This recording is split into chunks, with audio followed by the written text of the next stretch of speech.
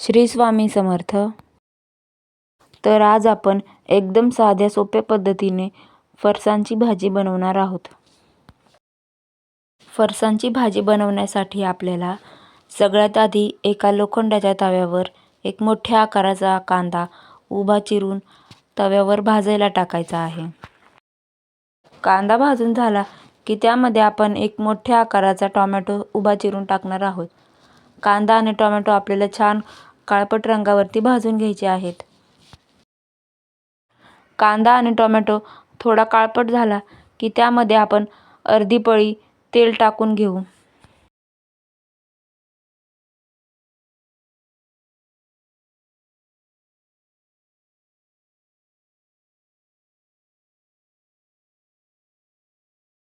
तेल टाकून झाल्यावर आपण कांदा आणि टोमॅटो पुन्हा एकदा मिक्स करून घेऊ. कांदा टोमॅटो लाल झाला की लगेचच आपण त्यामध्ये 10 ते 12 लसणाच्या पाकळ्या टाकून घेऊ.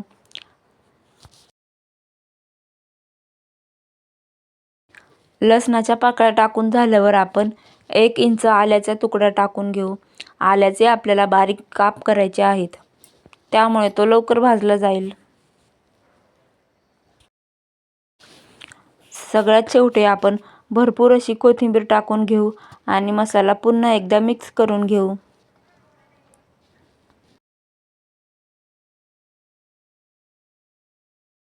कोथिंबीर टाकून झाल्यावर आपल्याला मसाला पुन्हा एकदा परतून घ्यायचा आहे. कोथिंबीर त्यामध्ये मऊ पडेल इथपर्यंत मसाला आपल्याला परतून घ्यायचा आहे. आता आपल्याला आपला मसाला एका प्लेटमध्ये काढून तो थंड होऊ द्यायचा आहे आणि नंतर त्याचं बारीक असं वाटण करून घ्यायचे आहे. मसाला काढून झाला की त्याच तव्यामध्ये आपल्याला पुन्हा थोडंसं तेल टाकून सुकं खोबरं बारीक असं चिरलेलं खरपूस रंगावरती भाजून घ्यायचं आहे. खोबरं आपल्याला करपू द्यायचं नाही, त्यामुळे भाजी करपट लागेल. म्हणून खोबरं हलकेसं सोनेरी रंगावरती आलं की आपल्याला लगेचच प्लेटमध्ये काढून घ्यायचं आहे. आता आपलं खोबरं आपण एका प्लेटमध्ये काढून घेऊ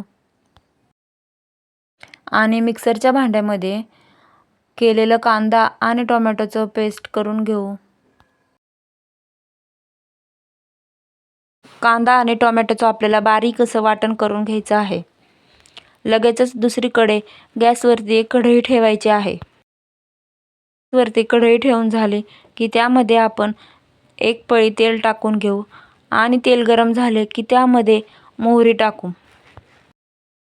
मोहरी छान तडतडली की लगेचच त्यामध्ये जिरे टाकून घेऊ आणि जिरेसुद्धा तडतडू देऊ.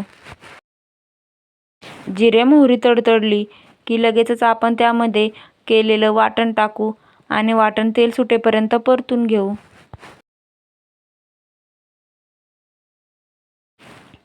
वाटण आपल्याला बारीक गॅसवरती तेल सुटेपर्यंत छान असं परतून घ्यायचं आहे.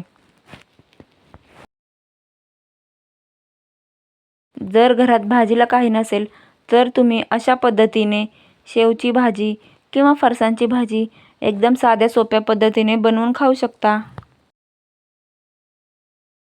आता आपल्या वाटणाला तेल सुटायला लागले आहे, तर त्यामध्ये आपण लगेचच पाव चमचा हळद,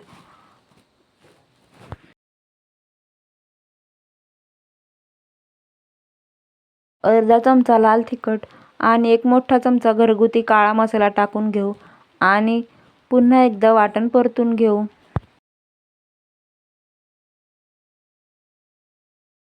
इथे मी झणझणीत अशी तिखट चरचरीत भाजी बनवणार आहे, त्यामुळे मी मसाला जास्त वापरला आहे. तुम्ही तुमच्या आवडीनुसार मसाला कमी जास्त करू शकता. आता आपण वाटणामध्ये अर्धा चमचा मीठ टाकून वाटण एकदा मिक्स करून घेऊ.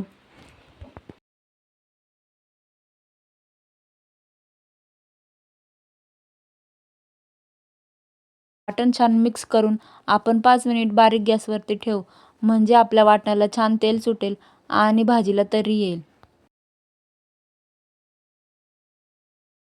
दुसरीकडे आपण एका भांड्यामध्ये पाणी गरम करायला ठेवू.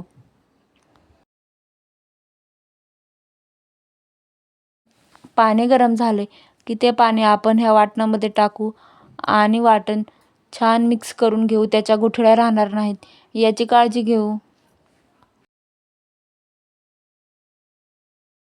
तुम्ही तुमच्या अंदाजानुसार गरजेनुसार पाणी ॲड करू शकता.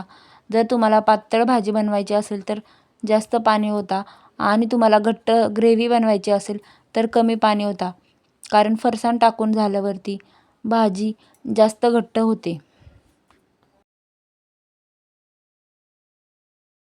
त्यामुळे तुम्ही तुमच्या अंदाजानुसारच पाणी ओता. आता आपण आपली भाजी 10 ते 15 मिनिट बारीक गॅसवरती उकळू देऊ. भाजी उकळून झाली की खायच्या वेळेला आपण असं वरतून फरसाण किंवा शेव टाकू आणि 2 मिनिटांनंतर गॅस बंद करू. फरसाण शेव टाकल्यानंतर आपल्याला जास्त वेळ गॅस चालू ठेवायचा नाही. आता आपली भाजी तयार आहे. रेसिपी आवडल्यास लाईक करा. Thanks for watching.